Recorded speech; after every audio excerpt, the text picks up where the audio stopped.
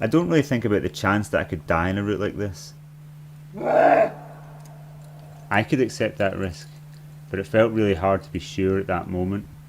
Come on!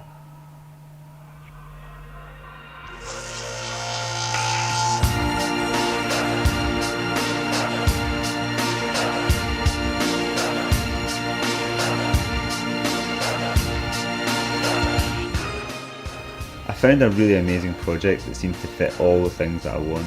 It's this massive prowler in Ben Nevis called Echo Wall. I realised I need to be climbing 9A sport climbing standard, even to have a chance on Echo Wall. Ah!